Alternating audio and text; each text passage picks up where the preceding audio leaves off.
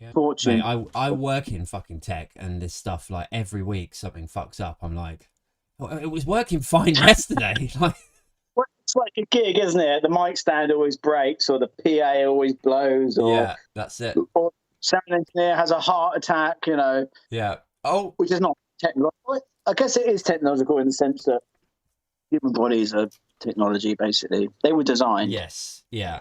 You're going to tell me we're live now, aren't Yeah, you?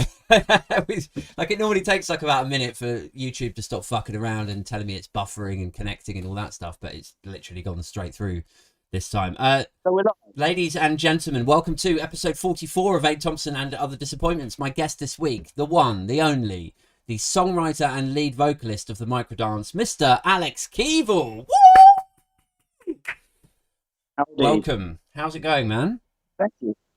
I'm good, man. How are you? Yeah, not bad, thanks. Actually, I've got suspected COVID. Really? I'm the only one that suspects it. It's not like the police are after me or something, you know. Yeah. What sort of symptoms have you got? Let's touch on this quickly. I haven't got any. I'm a hypochondriac. Oh right. Well, yeah. For fuck's sake. My brother had he sent me a picture of 3 positive lat flow tests yesterday, saying like, "Whoa, this can't be good." And I was like, "Oh fuck!" So I was like, immediately the concerned brother going like, "Have you lost your sense of smell? Like, how are you feeling?" And then this morning he's just like, "Oh no, it's just like my daughter's got it, but like us two have like."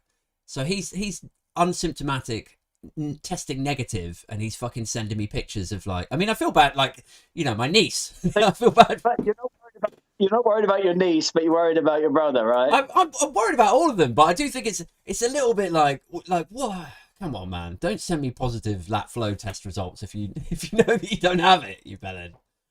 Well, I did a couple of negative lat flows, but I don't necessarily trust them. Go for a PCR, I think is the thing. That's it. I suppose I should start with a sort of a bit of background, because like normally my guests on the podcast are people that I've at least never met, but maybe at a push might have spoken to a couple of times. Normally your guests are clever. Then they've been academics a lot recently, yeah. But go, I'm the least important guest you've ever had. No, I've had comedians on there. They're lower down like the pecking order than your own kind, right? Your own kind. Yes, yeah. But yeah, like, so I suppose, just full disclosure and all that. So you and I have known each other for must be 25 years? Something like that, yeah. Does that make you feel fucking old? Like, it's the sort of thing your old man used to say. Everything makes me feel old. Everything is pendulous now. I remember, I'm not, like, no details. I was trying to think earlier when the first time I met you was. I remember meeting you at a gig that we did in my own like little band that I had. Bleak. But I'm not your friend anymore. Yeah. I was thinking earlier, he's not going to sing like my old songs at me tonight, is it? Oh God. Light a candle, let it burn over me, over my dead body. I was man, no wonder your band's called Bleak. But it was the QUE at the end, wasn't it? Yeah. But only, and that was before you moved to East London. Yeah, I know. You're pretentious enough. I was. I still am. I just hide it better now. I hide it like beneath a veil of sort of comedic, sardonic cynicalness. Well, you have to when you've got 2 kids, because those things are transferable through osmosis, so true. You don't want pretentious kids. No, but do you know what? I think it's going to happen. It's going to happen. It just is. Like, when, I mean, you correct me if I'm wrong, you don't have kids, right? Yet? Or no? Because it's been a while since we've spoken, so I didn't know if, like, you might have a sprog knocking around somewhere by this point. But yeah, I think when you, I think when you've got kids and you can sort of sense that there's some layer of like creativity to them, and if you yourself have been a bit creative and a bit pretentious in your past, you start thinking, oh God, he's gonna be like, yeah, but creativity and pretension aren't mutually inclusive, are they? You can be one or the other. Nobody told me that. It's best to be both. I suppose if you're creative, you're pretending that you're good, which is a kind of tantamount to pretension, I guess. Yeah, I guess it's sort of whether you're doing it for the like perceived adulation, like if you're doing it for the right reasons. If you're being creative because you genuinely get a kick out of creating things and writing stories or like building out a chord progression or something, that's I think everyone that's like genuinely creative and kind of respectful and aspirational is doing it for the reason that they need adulation. I think that people say create art for your own purpose, create it for your own happiness, but you know, you want to put it out there into a sphere where other people can appreciate it, and then that kind of gives you the guidance about whether or not it's powerful enough. Because if you're happy with it, so what? There is that. And I really admire people who can be creative and just create for the sake of pleasing themselves for the product that they're creating. But I think I'm probably too narcissistic to really be an artist with any credibility, because I do care. Like I would care if I bowed out now of tech and podcasting and everything else, and I just went, do you know what, I'm going to lock myself in a cottage for a year and write my masterpiece album. If I came out of that cottage a year later and people were like, nah, yeah, it's all right, yeah, like, I'd be devastated. I'd be like... But then again, on the flip side of that, there's the whole kind of, you know, the kind of not, like you said, narcissistic thing of I don't give a shit what anyone says. Yeah, but then isn't that a front? Like I always imagine that as being, like if you imagine somebody's psychology of having this massive canyon like of emptiness in there, and so then what they do is they fill it with like they're what's the phrase, like devoid of self, so they fill it with other shit like, aren't I fucking amazing, haven't I done this, I don't care what anyone thinks about me. But it's like a devoid of self but full of ego, yeah. Right, which is the different spectrums of humanity. But like I guess it depends on whether or not it's the perception of your art is unilateral or exclusively one or exclusively other. If it's exclusively you're no good, then you're fucked. Yeah. If you've got 10 people saying you're great and 90 people saying you're no good, then you're going to listen to the 10 people, right? Because they're telling you why you're great. And that is a great massage to the ego. And it's also a great engendering factor of actually pushing forward. It's important for people to tell you why they like your produce, because if they tell you why they like your stuff and it's the same reasons that you like it or the same reasons that you want people to like it for, then you've actually got some kind of validation, and that's powerful. Then you might have 90 other people saying, I don't like it because the guitars are too distorted, or I don't like heavy metal vocals, or it's not in the key of C major, which is, you know, indicative of everything these days being in the same key and the same tempo and whatever. So I think if you can respect a minority opinion, which respect the opinion, but respect the people that are giving it to you, then that's the most powerful, powerful thing. And I think that's something that sort of spans across, fucking hell, did you hear that? Is my mic picking that stuff up? It's like fireworks out the back.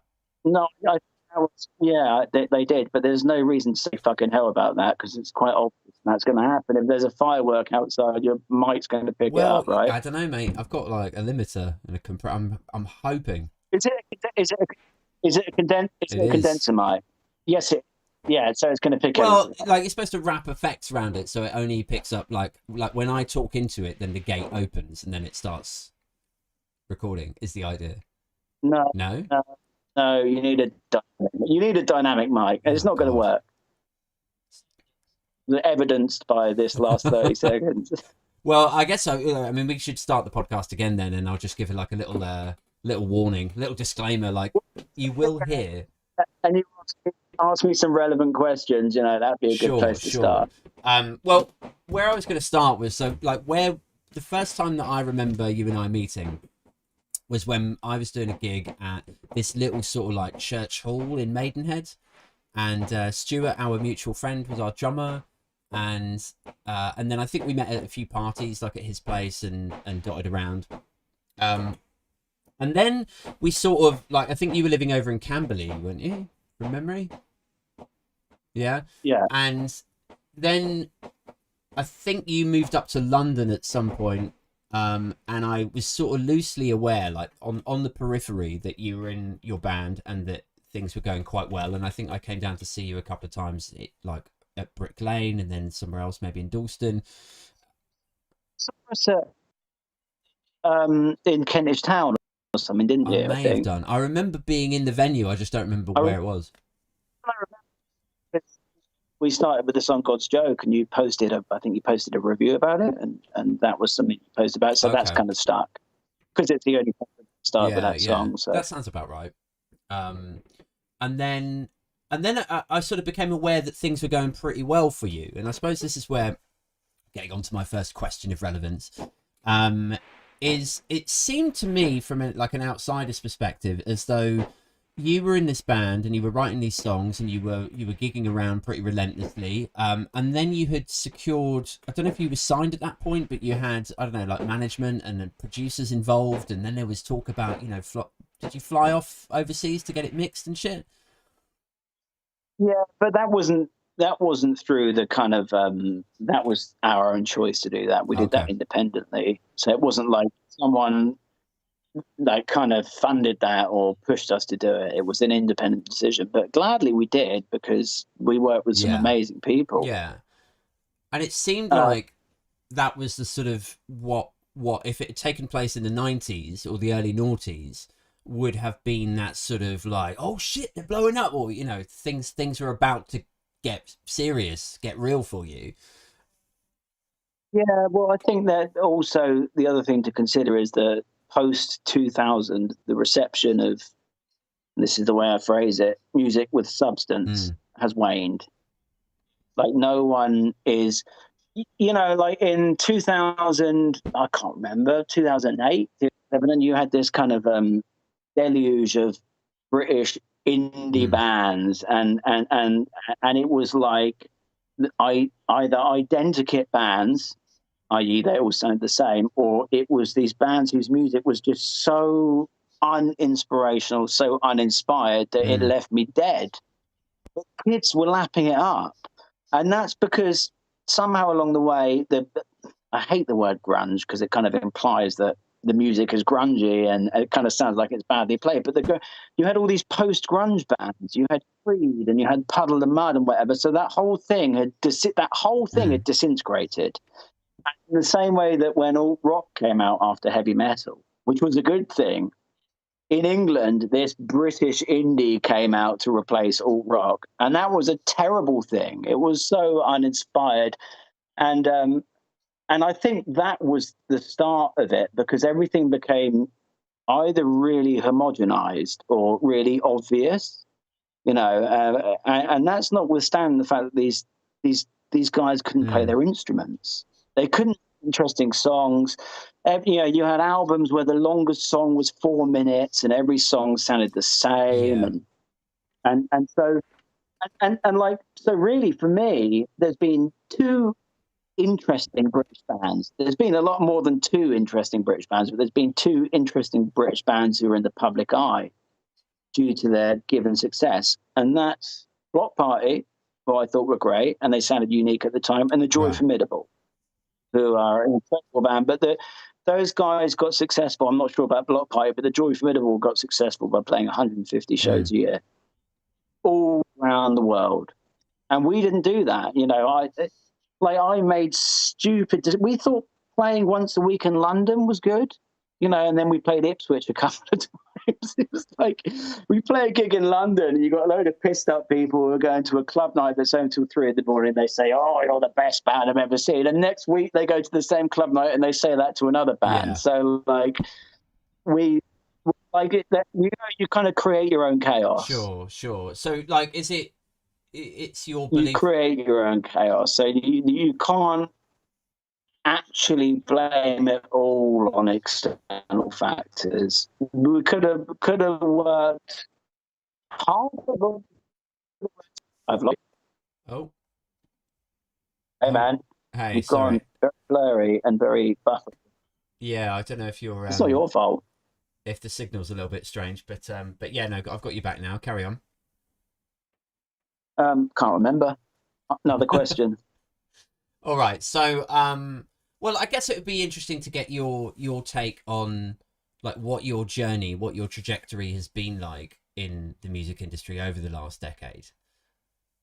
Well, the trajectory, hard word to pronounce for me, is upward until a certain point, upward until 2015. So we recorded our album New Ways of Hope in Los Angeles in 2014, and it was a fantastic experience because Nicole Fiorentino, who was in the Smashing Pumpkins for 5 years, did backing vocals, and Eric Gardner, who drummed with Iggy Pop, Cypress Hill, Tom Morello, Morrissey, Tegan and Sarah, played drums on the album. And then we came back and we had all sorts of opportunities presented to us, like a West Coast American tour with Silver Sun Pickups, who are like one of my favorite bands to come out in the last 20 years or so. And then a cascade of anomalously dark stuff, which I'm not going to go into, happened, Sure. which precluded us from gigging, let alone touring. So we were getting called the best alt rock in a decade by Vice magazine and Noisy magazine, and all the massive publications were just bigging us up on a massive level. And then this kind of catastrophe happened in my life, which prevented any progress with the band, really. And so that for me was the kind of killing point. And ever since then, things have either plateaued or gone downward. And speaking of music post 2000, because that's what I say, post 2000 is when it started to go to shit. I could see the difference between 2011 and 2017 when the band picked up again after 2015. And the difference was you might sell 100 copies of your new single. You might sell, this is good, by the way, in 2015 to sell 10 copies of your new album on the first day. That is good if you're not signed to a major. Yeah. You know, you're independent or signed to a small label, sell 10 copies of your new album on the first day. It's cause for celebration. Yeah. I saw the difference between 11 and 16. And so therefore we skipped 2.5 years later, and it was like we'd lost our spot on the landscape because, you know, inevitably, if you're not around for 2.5 years, if you're on that kind of surface level or just above surface level of success, you don't have 2.5 years to lay dormant. You don't have that. You know, like if you're, you know, you can be Pearl Jam and not release an album for 7 years. And then you're going to go on an arena tour and it will go to #1 in the States. But that's not the case. So that's what happened. So it was downward. And we've been signed, I think, 7 times now. Really? Yeah. How fucked is that? Like, because back in the day, when you're a sort of grungy kid from the home counties, the idea of being signed is like fantastical. It's the dream. It's the dream. But the problem is, Aid, the problem is that these days is like everyone's got a fucking record label. So being like you know, be in the same sense that like in the old days there was a filter system for music. You know, if you wanted John Peel to play your song, John Peel's producer would have to hear it. John Peel's I don't know, assistant would have to hear it. It'd go through 4 or 5 people, then John Peel would hear it, and then John Peel would play it, or Steve Lamacq, right? That was 1991, for instance, right? Then John Peel would play 30 songs in a week, 20 songs in a week, and they all got heard and they all got paid attention to. These days, everyone's signed to a record label. There's a billion songs released on Spotify every day. Yeah. 1 billion songs. That's an exaggeration, but you know what I mean? 1 billion songs released on SoundCloud every day. And it's like, people were just completely there's just they're swamped with new material, and 99.9% of it is dreck. And so therefore the filter system has gone, and the fact that the filter system has gone actually has done the inverse of what people are saying about this new internet, like gives everyone opportunity. It's done the opposite to that, because it hasn't given people more opportunities. It's given people less opportunities, because here's 1,000 songs I've posted on Facebook every day. My band's done this, and so therefore there's no opportunity there, because you're swimming against the tide. And so you might be making the best music ever, but you got just as much chance of being heard as that guy making the worst music ever. Yeah, I mean, this was a sort of a point I was going to come on to a little bit later. Is we've entered this era, and it's true across the entertainment spectrum, but it's I suppose especially detrimental to like independent producers and bands and people who make quote unquote like proper music. Is that you've opened the floodgates to allow any Tom, Dick and Harry to bedroom produce with relatively cheap software. I don't know. Yeah, like a 10-track album, and then upload it, like you say, to Spotify or SoundCloud. And so anyone can do it. But the con to that, Pro, is that anyone can fucking do it. So now it just takes infinitely longer to weed through and try and find that one needle in a haystack. And yeah. And who's going to do that? Who's going to? Well, it's worse than that. No one. Because no one's going to say. Somebody will find that needle in a haystack and they'll go, I I love that song. That's great. It's quite catchy. Yeah, cool. Anyway, yeah, like on to the next one. Find it. Zane. Yeah, how is Zane Lowe going to find it? Because Zane Lowe might find one needle in 10,000 haystacks. Then you've got the other 9,999 haystacks where he's not going to find the needle. So it's all proportionate, So like it's a bit like the old adage of like, it's who you meet is where you are. Like my friend Tom from My Vitriol. You know My Vitriol? You must remember them. Like 2001, really? Like. They headlined Glastonbury. Like he was 19. He was 19, and then they had. He met Steve Lamack at an after party for, I don't know, maybe it was what's the band's name? Not important. He met Steve Lamack at an after party, handed him a cassette. Next thing you know, Steve Lamack's playing him on Radio 1, and he's signed a massive record contract. And that is a needle in the haystack situation. But Steve Lamack didn't need to go to the haystack. And the needle was brought to him, and the haystack and I suppose wasn't. If you are a Steve Lamack or a John Peel, and you've got your assistant and researchers and so on, you actually spend probably significantly less time wading through all of the nonsense, because you've got 3, 4, 5 staff ready to tell you, like, this is great, listen to this one. You don't spend any time because it's beneath your level of interest. You don't. Like, for example, I met Daniel P. Thompson, who's the host of the Radio 1 Rock Show. I met him at the Smashing Pumpkins album release event, show, whatever you want to call it. There was 30 people in a room, and him and I got chatting, and the guy from Sonos was there, and him and the guy from Sonos were buying me drinks all night. And he was like, "Oh man, the Microdance, I've known about you guys for years, right?" And then he said to me, "Have you got a CD of your new album, which was due to come out?" I said, "No." And he said, "All right, mate." See you later. So then I messaged him on Instagram, and 3 years later, he's not read the message. So good luck with that. If I had a CD, God knows what could have happened. So so they're not going to bother they're not even going to bother reading their Instagram messages, let alone sift through a 1,000 things that sent to them, which leads me on to the subject of all these scams going around. You see these agencies. It's like, pitching to playlists sucks. Give us your song and we'll give it to 100 music influencers. And it's like, so what are you going to do? Give them 1,000 songs a day and expect them to listen to it? Scam, so that's not going to happen. Sense that they would do that. Mate, it's rife. It's rife. Playlist scams, we can get you on radio scams. It's like no one should pay 100 quid to get onto a playlist. And the problem with those things is you're getting onto a playlist and no one's listening to you. Bots are listening to you.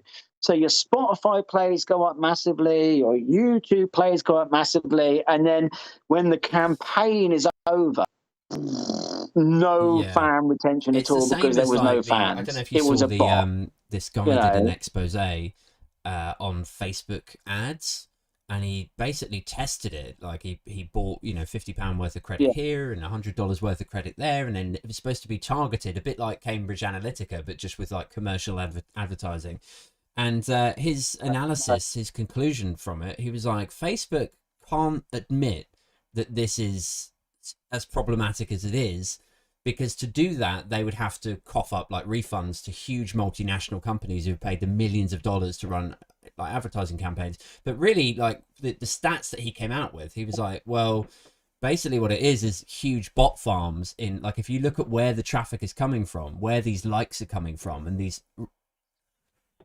right Eastern Asia and Asia, and like that actually brings it back to the scams that you didn't know existed. For instance, there's this indiepreneur, it's called, right? And this guy will post 10 videos a week on Instagram about how indiepreneur is the way to go about marketing yourself on Facebook. It's all predicated on advertising.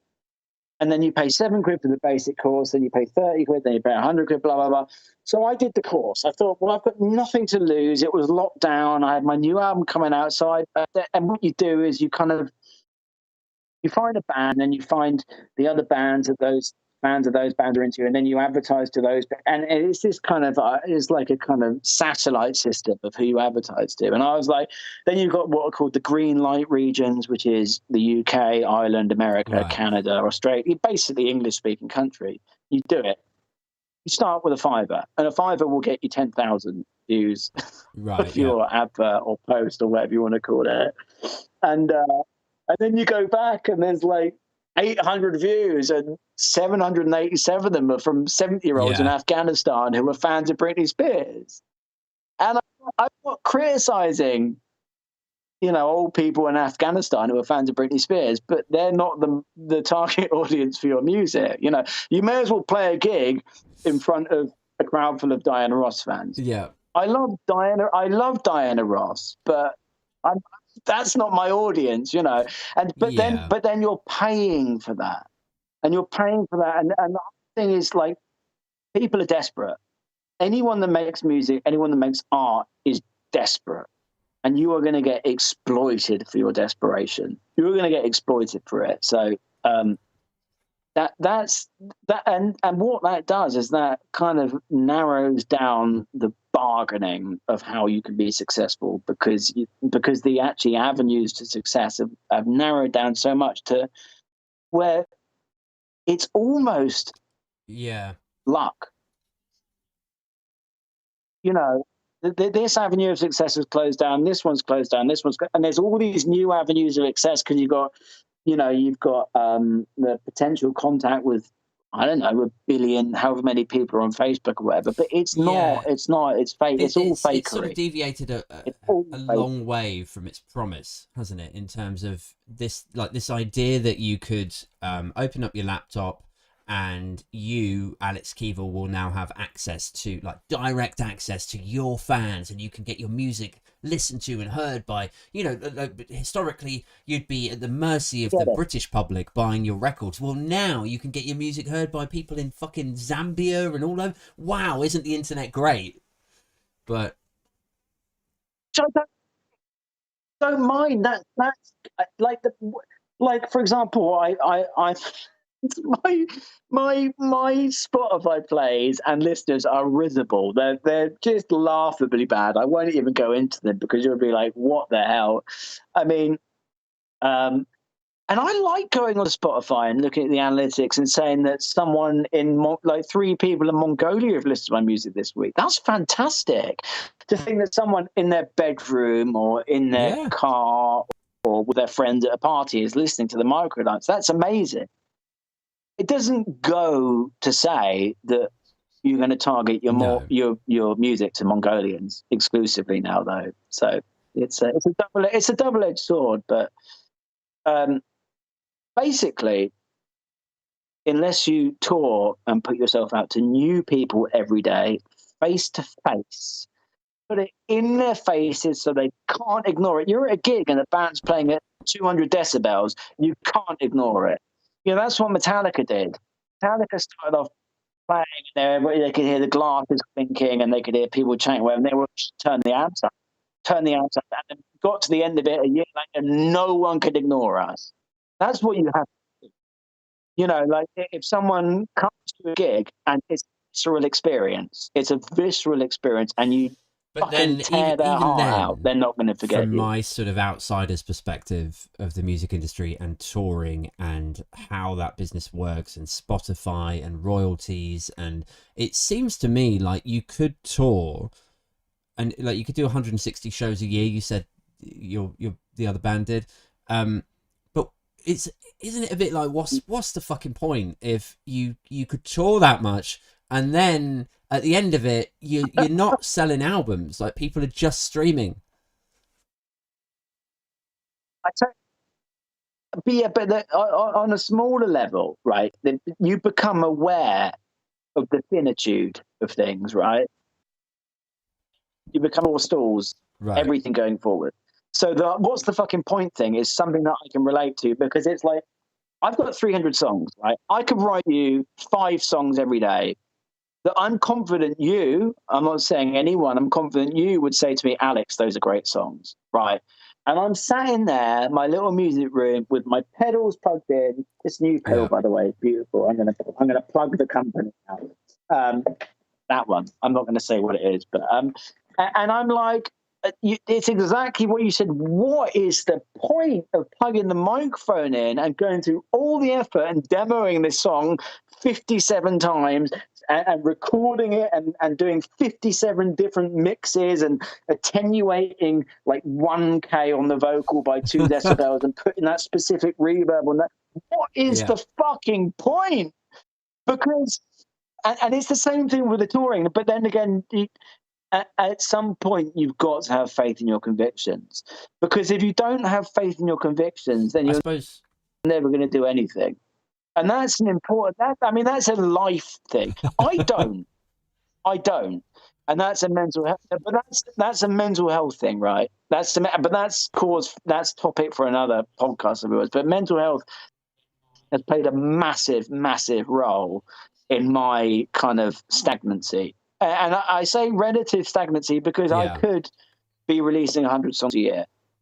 And I could do it easily with no cost. I could record 100 songs a year on this 1927 gas-powered digital age. They had digital technology in 1927. Anyway, no, they don't. You know what I mean? I could do that. And then you've got the whole argument that you are the creator of your own chaos, right?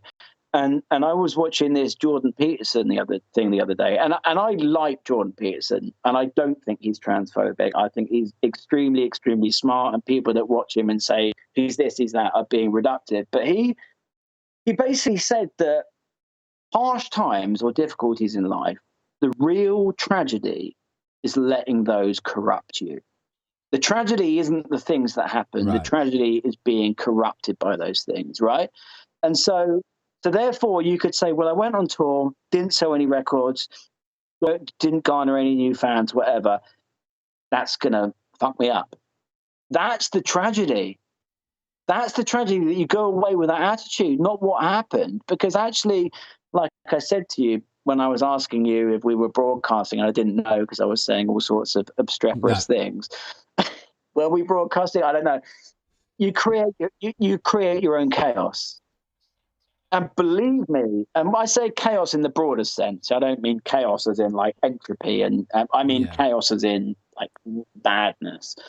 And you do, and like, so you start blaming external factors, and but you could say that mental health problems are an external factor because you're not in control of them. Like, for example, Jonah, he got chucked over whatever that boat was called. If you got Christian watchers, they'll know whatever. I don't know, but I like analogies because story I wasn't familiar with or some shit. I was like, Jonah Hill or some idiot from the First Testament. He's probably in the Second Testament as well, but he basically volunteered to be chucked over the boat, right? And then he got swallowed by a whale. This is a true story, by the way. He got swallowed well, right? And then when he was in the whale's stomach, he was like, "This was my own doing." But was he depressed? And if he was depressed, was it his own thing? Probably not, because depression is like an external thing which invades you, and there's nothing you can do about it, right? Well, there are but things also, you can do about the real it, but they're very, very difficult. So it's like is only if he allows being swallowed by the whale to affect him. If he doesn't, if you. That's the. No, but the point is, by the time he had been swallowed by the whale, that's when he was corrupted by his experiences. Because he was like, I've been thrown overboard, and now I've been swallowed by a fucking whale. Like, woe betide me. So, I mean, I would go to say that people who are successful, and that doesn't include me, by the way. Like, you're talking to me as if I'm successful. Like, I've got Alex Keevill from the Microdance.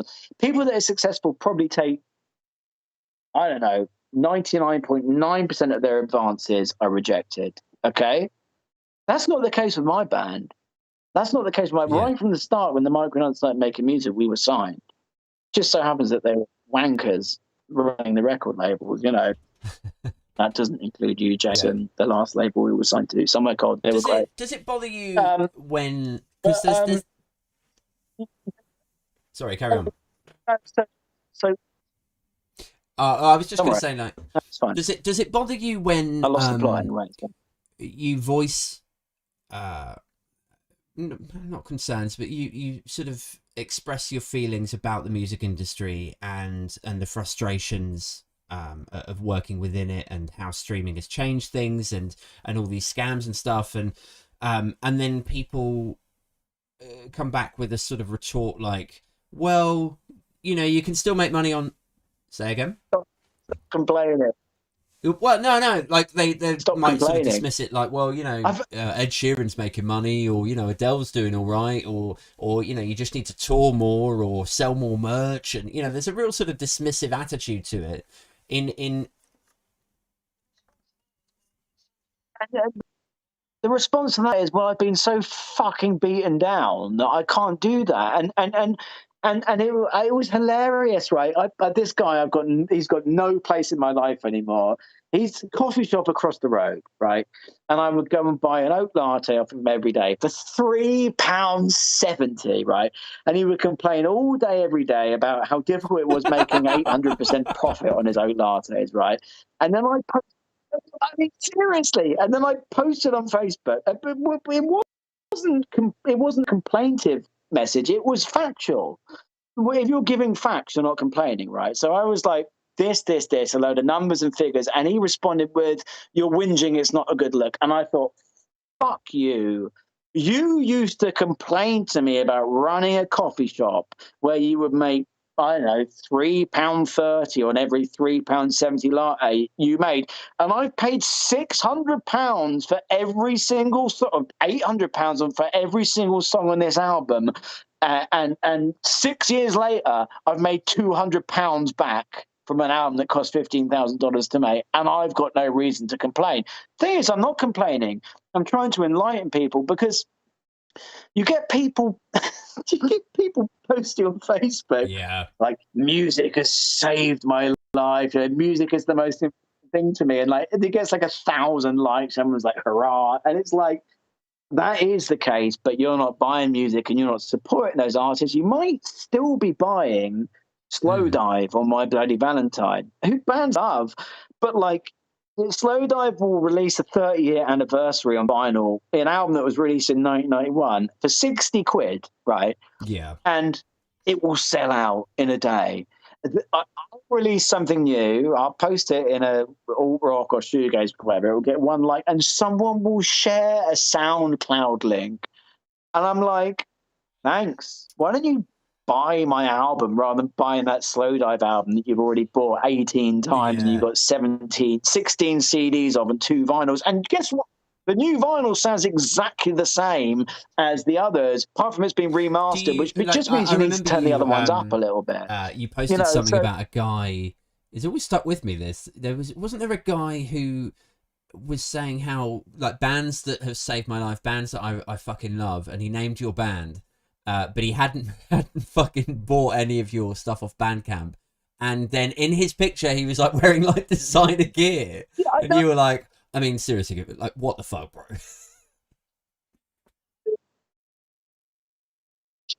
Well, I get this, Aid. Get this, right? I get people on Instagram, there's people I've never met, or people in Toronto or, I don't know, Tokyo saying, like, God, I love your music so much. When are you coming to Tokyo? And I'm like, the thing is, I self-release my music, so I know who's bought it, right?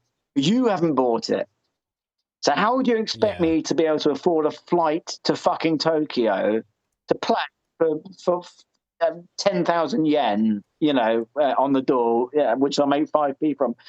And it's like, well, you know, I'm streaming on Spotify. Oh, thanks for giving me 0.06 pence per play. Thanks for that. Thanks for giving me 1,000 plays for 60p. Yeah. Amazing. Yeah, I'm coming to Tokyo on that. Because unless you're making money outside of music when you're making music, which I'm not. I'm just not. I'm basically fucked in the head. So like my whole life is down the toilet.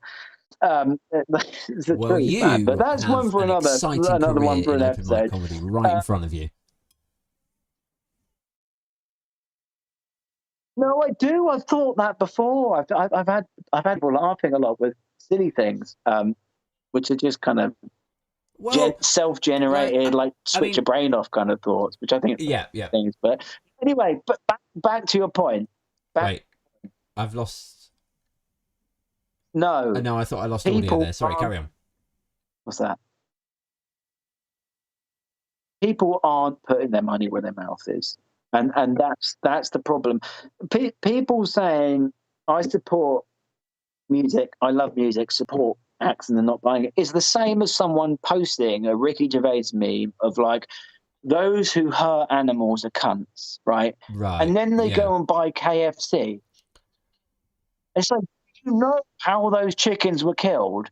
Do you know how much suffering they went through to give you that 2 minutes of pleasure? I'm not adverse to people eating meat, but don't eat meat like that's killed in that way and then post on Facebook about how anyone that hurts an animal is a cunt. Because what are you talking about? Like whipping, like punching a dog? Is punching a dog worse than cutting a chicken's beak off, electrocuting it, boiling it, plucking its feathers out before it's dead so you can eat it for 1 minute's gratification? No, it's not. So it's the same thing. It's the same thing. It's just that I think when it comes to consumption of art, I think there's a real sense of inanity about it. I think everyone is so inane, but that comes from a lack of understanding, and then that goes back. Hold on, my phone's sweet. My phone has get us through. It's on 13%. By the way, I think it's just unfortunate. Like one of the reasons I think people are so averse to paying for music now is because when the technology came about to be able to share files pretty seamlessly, and Napster blew up, people like myself, admittedly, we were like, holy shit, I can get my hands on like bootleg stuff that I've never fucking heard before. There was like Nirvana. I was a huge Nirvana fanboy, as you know, and there were like tracks I'd never fucking heard before that were on Napster. I was like, I'll have that. Which is great. But if you were at Reading Festival, like I was at 95, and the Pumpkins, Soundgarden, Pearl Jam with Neil Young, like, you know, the Mirrorball thing, and they had these CD stores, and you could get these bootleg things. It's like, whoa, this is a live gig. The Pumpkins played in 1992. I've never heard this song. That was amazing. But the thing about the problem that we've got now is what you've just said is actually microcosmic of the problem.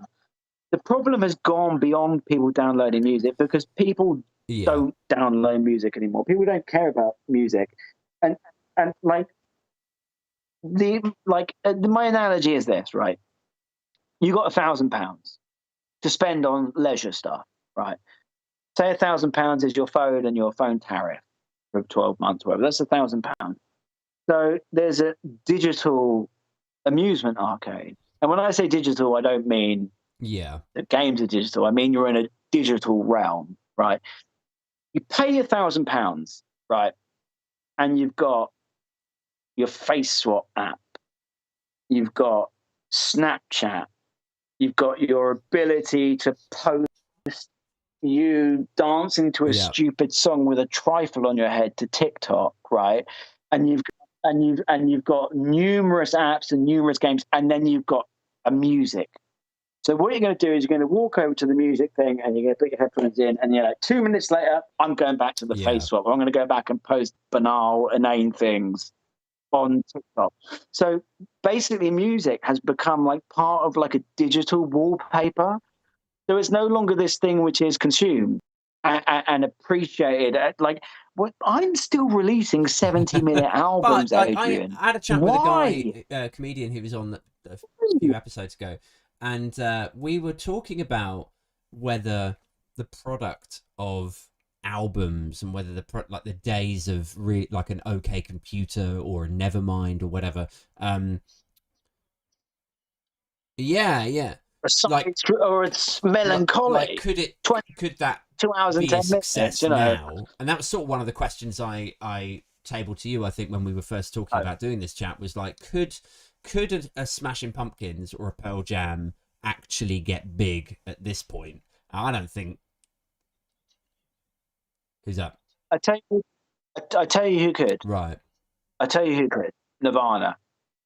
And the reason Nirvana could is because 10% of their songs were pop songs.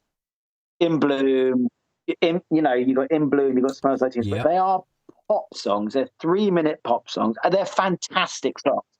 What you'd have to do is clean it up a little bit, make the mix a little bit less muddy, and master it so it's all glossy, and probably change the key of the song and the tempo so it's the same key and tempo as every other song. They could. Could Pearl Jam? I don't think so, because what were their two biggest hits? Alive, Jeremy, and Even Flow. All three of those songs are 5 minutes. All three of those songs have got guitar solos. If you got a guitar solo in your song and it's 5 minutes long, forget it. Absolutely forget it. Because for a long time I believe that people weren't interested in music with emotional substance. I still don't think they are. I think people were interested in gimmicks. And I hate to say this, and I don't mean this in a discreditory manner at all, but Smells Like Teen Spirit could be construed as a gimmick. Down, down, down, down, down, down. It's like the lights. It's like it's like it's an anthem. But Live by Pearl Jam isn't, and so it's gimmicks. Give something 10 seconds. And there's this thing about songs. I think the Beatles were the ones that started doing it. Maybe the Beach Boys. I don't know. Someone around the 60s. Right. Starting songs with the chorus. I don't listen to mainstream. I haven't listened to mainstream radio since I moved to London in 2006. Every so often, I'm exposed to it. And it's brutal. It's like I'll be in a garage somewhere, and I don't know, and every song is in the same key, is in the same tempo. Maybe it's C major, probably C major. Same song, same key, same tempo, same 18 producers that made it sound all glossy and nice, right? So every so often there's an outlier. For example, since things have got really bad, who's the outlier? I don't know. Maybe Biffy Clyro or something. But there's still his most successful stuff was like super glossy. And, right. Kings of Leon became successful when they started making pop music. No one cared about the country, the kind of country infused stuff. I prefer their pop music to their country infused stuff, but that's not the point. U2 almost. Then they really blew up. Yeah, I think you're right. One of the things I was saying to my mate a few episodes ago was, I think it will actually, the pendulum will swing the other way. I think at the moment there is this sort of over-reliance on singles and gimmicks and like you said, the same sort of 5-6 producers churning out the same kind of sound constantly.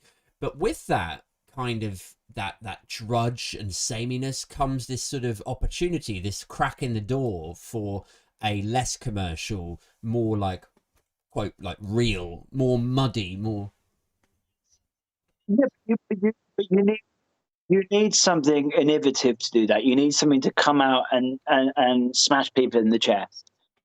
In order for that to happen, like the reason I don't think it's going to happen, and this is something that I believe Darwin would have said, and if he didn't, I'm going to credit to him anyway. Is that you cannot buck a cultural shift.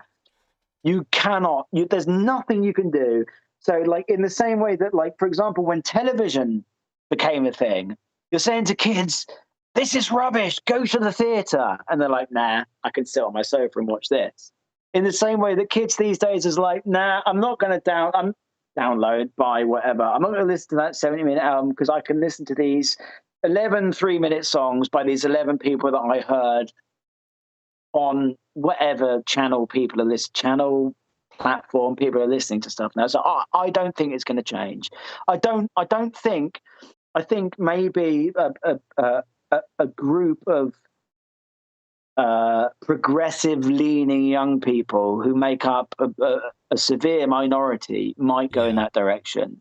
I think there'll always be room for it, but I don't think the room will be enough to make a cultural, like a holistic cultural shift. I don't think that's going to happen. I think forget it. I think it's gone. So whatever friend I said think he was in the fucking same nonsense. camp as you. It was me that was saying like wouldn't it be great if somebody came out now and they were just like, you can't get my shit on Spotify. It is hard copy because it's a real product. It's a conceptual album. Nothing's come out like this for like 20 years. Well, let me give you an example of exactly that. The music that I've been most enthusiastic about for the last 5 years is black metal. But there's some absolutely I'm telling you, man. Like after this, I'll point you in the direction. I'm not talking. And the shoegaze is a fucking joke. Shoegaze, you've changed the subject, but this is something I'm really passionate about. Right, I'm a member of shoegaze groups on Facebook, right? Because I think they're a target for my audience. They hate the Microdance. They're like, oh, the guitars are too heavy. That sounds like heavy metal. And I'm like, so I don't sound like one of these identikit bands who's got all the right pedals but no songs, right? Every single day, Ringo Death Star, Were, Nothing, like 3 of the most overrated bands ever. 18,000 people will post about them and they'll all get 100,000 likes. Today, I love My Bloody Valentine. Today, I saw literally 100 people post on Facebook about Loveless being 30 years old today, right? So that you've got these shoegaze elitists, and the problem with shoegaze is it's become a parody of itself. It's become like Slow Dive. I couldn't listen to a whole Slow Dive album because every song sounds the fucking same. But I love My Bloody Valentine. Slow Dive have got some great songs. Ride have got a couple of great songs. But like, how could you go through your life listen? If I wanted to hear 12 songs that sound the same, I'd listen to the same song 12 times. You know what I mean? I wouldn't put an album on and be subjected to that. So no, shoegaze, no, absolutely not. When the Microdance were first labeled as the shoegaze band, I thought, oh, this is cool. Shoegaze is the thing. I didn't realize that I listened to shoegaze when I was 10 years old. Yeah. I didn't realize that. I thought, this new thing, shoegaze, and I was like, oh, hold on, this guy's when I was 10. No, black metal. And going back to your point about black metal is that I'm telling you, the black metal bands that I like are peak material. Absolutely, a lot of them are Satanists, but at least they're passionate about Satan. You're say that some genuine of these bands passion there. A kind of conceptual album, and they've said it's not available on Spotify, or no, they do.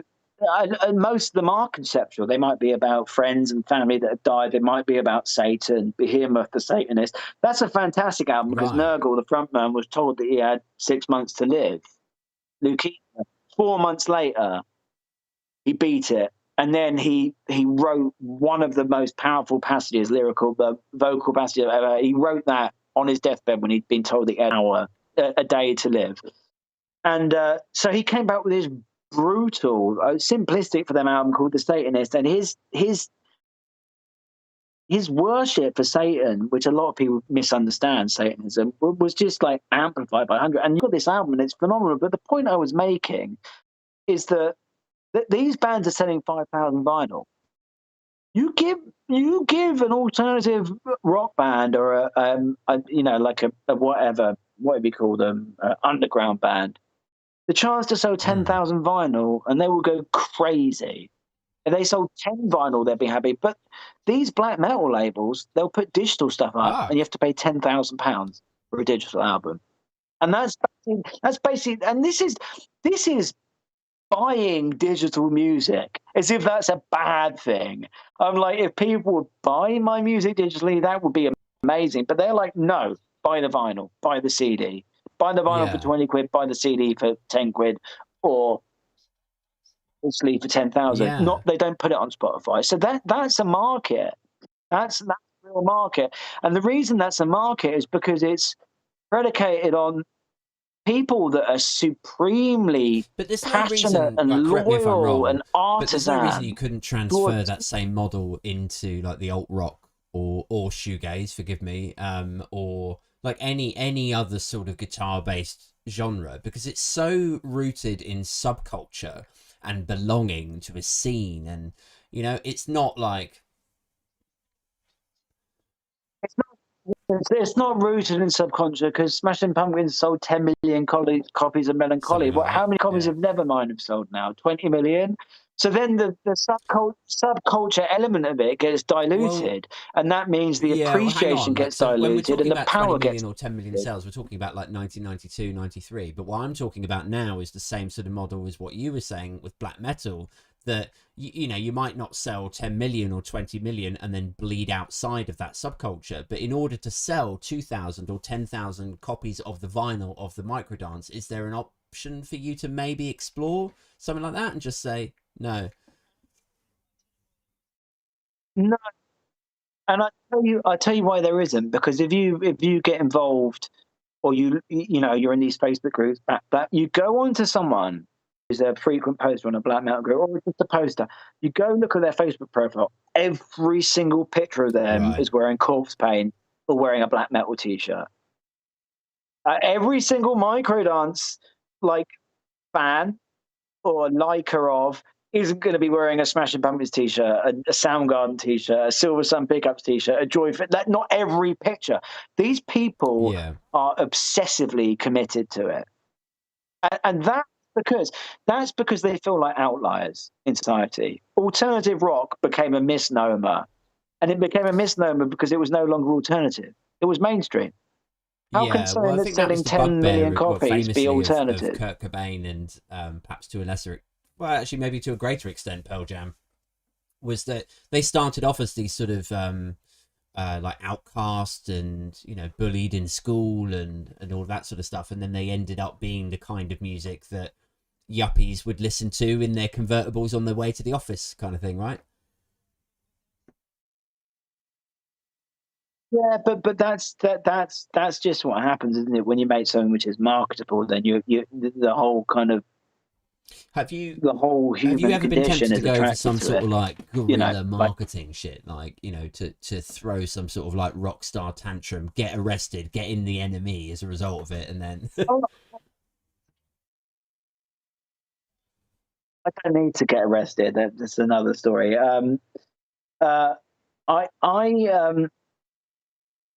I've thought about doing funny stuff, which I'm not going to tell you now because I might still do it. I think at some point you do need to go a bit guerrilla with things. You have to, because you need to be outside this. If you're outside the spectrum of normality and you're in people's peripheral vision, the minute you do something, you will no longer be in their peripheral vision. You'll come into their kind of foresight. Yes, I have.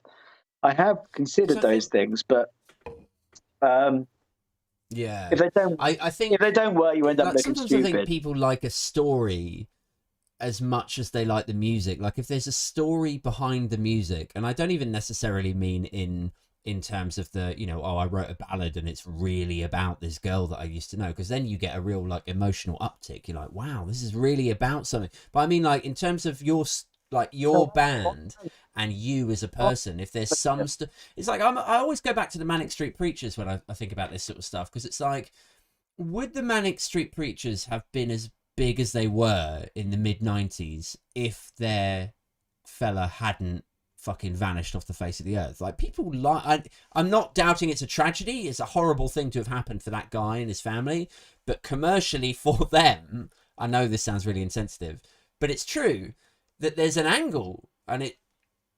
No, it's true. The same with Kurt Cobain. If Kurt Cobain hadn't committed suicide, would Nirvana be who they are now? I don't think that.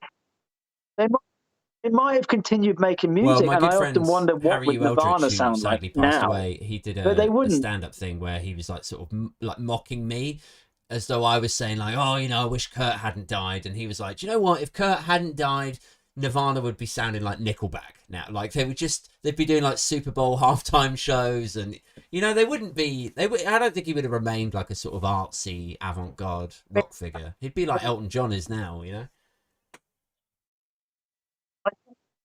I think he would have done, because he hated the concept of popularity and he hated the concept of fame, and I think that was actually something that was instilled deeply within him. Like, for example, look at Neil Young. Neil Young, like, did you ever hear the song Hitchhiker by Neil Young that was released like 10 years ago? It's my favorite Neil Young song. It's phenomenal. That guy never lost his integrity. David Bowie never lost his integrity. So I don't think Kurt Cobain's, in my opinion, not on the same level as Neil Young or David Bowie, but I don't think he would have lost his integrity.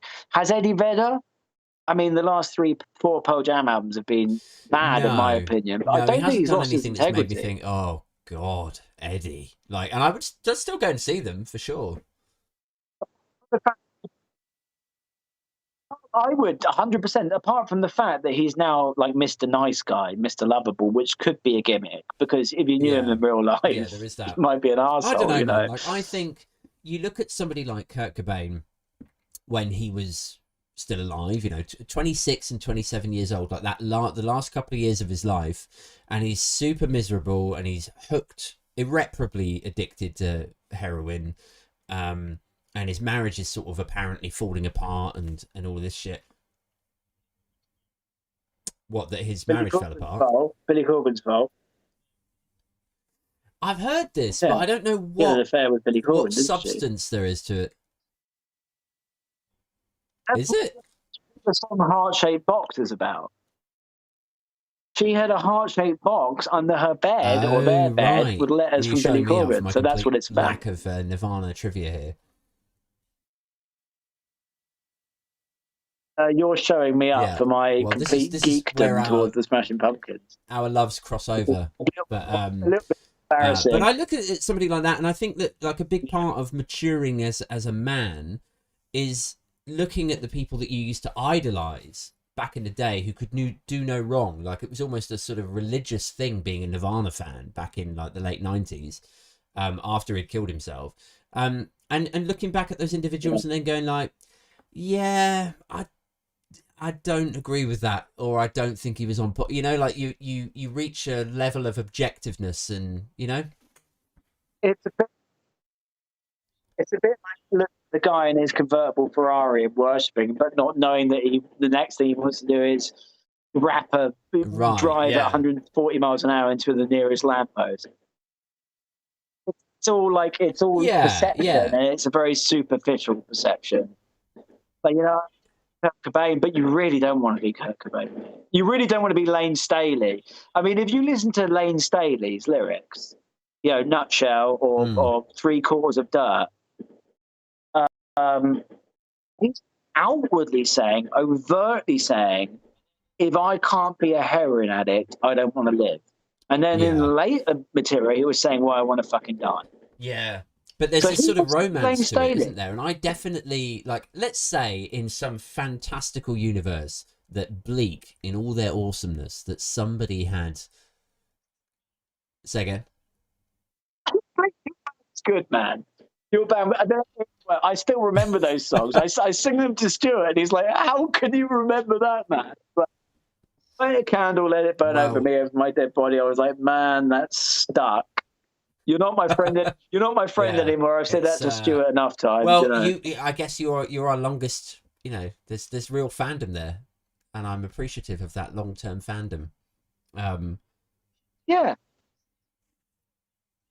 One appreciative listener is more important than 10 people who think it's okay. And that's what I truly believe. Like my album's reviews and the people who appreciate my music, they come at it when they compliment it from an angle that I would come towards music that I compliment, which is like saying things like 1 minute you're making the air heavy, the next minute you're shattering my bones. And it's like they talk about textures and atmospheres and what you're doing to them, and you're freezing their heart, you're setting their heart. That is amazing. Like I was just going to say about Bleak. Trashing your credibility there. Which is, yeah. Anyway. But like, that is 100 times more powerful than 10,000 people saying your song's a banger. Yeah. I mean, what does banger even mean? Like, I'm like, if you want to hear a banger, listen to Terra Tenebrosa. I will send you a song called Fire Dances by Terra Tenebrosa, who are an avant-garde black metal band. It's a 17-minute song. That is a banger. But no, importantly, it's people like having an in-depth appreciation of your music. It's like the thing that's kind of kept me going at points. It's like I'm packing this in. I had 8 listeners on Spotify yesterday, and 4 of them were me. You know, this is not what I signed up for. You know, I sold 12 between me and the record label. We sold 23 CDs of our last album, and then I'm like, seriously, man, I'm done with this. But I can't be done with it because I just can't. But then all of a sudden, someone will send me a review they've written of it, and I'm like, I think people. That's really a really important point to make. People is really that, there's something. I don't think. And this is going to sound incredibly pretentious, but hopefully it's taken in the spirit with which it is intended. But yeah, but I feel like people who are not creative by nature will have a hard time understanding this. But when you are somebody who is creative, you don't really have a choice in whether you jack it in. And I know I was sort of cynically saying earlier, like, oh, well, don't you ever get to the point where you're like, what's the fucking point? But actually the truth is you don't have a choice in, because like, even if you did have an off day where you threw in the towel, you're like, fuck this shit. You pack away all your pedals, you go out with your mates and you get loaded, then you come back. The next day you're going to wake up and you're going to be like, fuck, I've got an idea. That's exactly what happened. I'm going to try and charge my phone here because something's not right. What I was thinking before you said that earlier, I'll probably bookend this with a couple of tracks either side, so people can hear if they're not familiar with the Microdance. I'll put some stuff on. Okay, I was listening to something. Can I suggest the tracks? That's it. Yeah, I could pop that on there. Kid Got Luck. New song.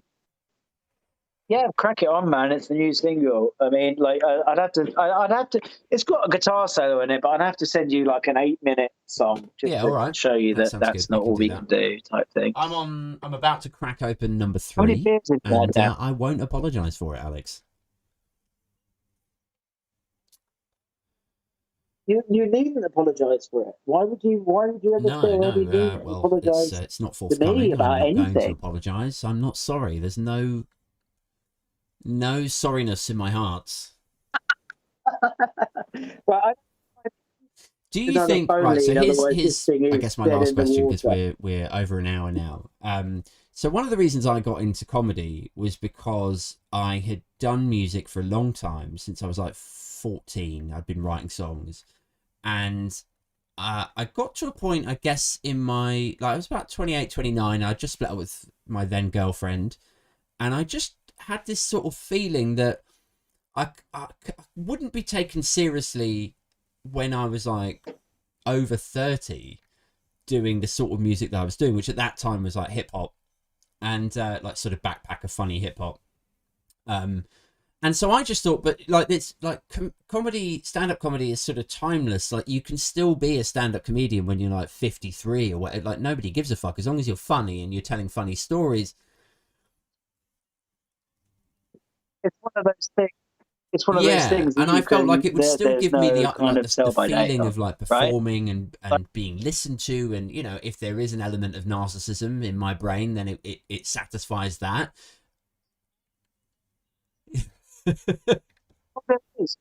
There definitely is. I've known you for 25 years. I know you shift from one thing to another, and it's like, I need that attention. Yeah. This is why you're doing this podcast. Yeah. I saw you in Leicester Square. Leicester Square or Pick. You were fucking hilarious, man. Your stand-up show was amazing. Well, it's fatherhood, but really, then you've shifted from that to having a podcast. Well, I just want to be able to do something that's creative and like I mean, like I was saying before, like you wake up in the morning and you have an urge to do something or to express yourself. And I suppose fundamentally, if we're going to get really pretentious about it, it's really about standing there and expressing or excreting even like a sort of like who you are as a person and how you feel about things, and then having someone else go, fuck, I feel the same way, I know exactly how you feel. Like that sort of, that feeling that you were talking about a minute ago, where like somebody will say, I like that song that you wrote, it really, you know, it shattered my heart. And it did, like I suppose the stand-up equivalent of that is like when somebody comes up to you after a gig and they say, you know, oh, I thought that joke was really funny, versus when someone comes up to you after a gig and they go, the way you wrote that joke, like the way that you sort of peppered it at the beginning, it's like scientific. That's fucking like, there's a real like, yeah. Also, observational humor means that people can relate to it. It's different from being funny. But it's two very different things. Being funny is telling a knock-knock joke. Observational humor is things that people can relate to and they can empathize to in the same way that they can with humor. You've just described something in my life, right? And you've just made me realize how strongly I feel about that, something which maybe I hadn't picked up on before. So therefore, done your job as an observational humorist. And I think that's a very powerful thing as well. I'm getting to is, so have you considered that, you know, if the music thing doesn't work out, would you go down the comedy route? Would it also tick the box for you? It hasn't worked out, and it most likely won't. And I have considered doing stand-up, and I've considered writing a load of stuff that I at least would find funny. And then I've thought to myself, what if on the day of my gig I don't feel like doing it? Because the thing about writing songs, right? The thing about writing songs is you can write in an emotional bubble. So you can revisit that bubble whenever. If you don't feel like being funny, then forget it. Like if you're like I can't fucking get out of bed today, but I have to stand in front of however many people and try and be funny. Really then you feel like I don't know what your mornings and mental health situation are like, but I've never had a gig on the cards where I've been like, I definitely don't want to do this. Like there's been times where I've been like, oh, I'm hungover, I could really have done without this tonight. But I'll always do it because I know that when it goes well, it's just like being hungover is the best prelude to a gig. I promise you. If you're hungover and you've had a hard night in inverted commas, a good night the night before, then you're going to explode on stage. Because the adrenaline actually just comes in it. The adrenaline is so much more effective when you're in that kind of downward state. The adrenaline comes in and it kind of takes over, and that's a brilliant thing. So being hungover is not an excuse to be hungover again. Anyway, my phone is now on 4% battery, and my charger is not working. Thank you so much for joining me this evening. And if anyone's interested and they want to check out Microdance's work, then it's on bandcamp.microdance or microdance.bandcamp. The microdance.bandcamp.com. Boom. Where you will get 46 songs that aren't Spotify. But go to Spotify if you want. And my recommendation to you, if you're going to check out the Microdance, listen to 10 songs. Don't just listen to one, because there's, you know, like you need to. We had Clash magazine once say about us, they're a 5-listen band, right? You need to listen to them 5 times and the reward will be massive. So like what I always say to people is go and listen to the songs. If it's a 7-minute song, you don't get it the first time, but you think it might be okay, listen to it again. Please listen to it again. And if you, I don't expect anyone who enjoys our music to have any obligation to buy it. Sure. But if you do listen to us on Spotify, please give us a follow. That's a very minor ego boost, which we all need so often. Anyway, Aid, thank you. I've enjoyed this very much. We should meet up face to face sometime soon. Hopefully without Stuart there. I'll let you know next time I'm in London. I'm usually up every week or every other week. So let's do a beer. It's for contact to me then when you've been up every week, every other week for the last however many years. Thanks for that, Aid. Yeah. All right. Take care, mate. Thank you so much appreciate again. All the love. All right. Bye-bye. Right, man. I love you, man. Take it easy. Good night. Right.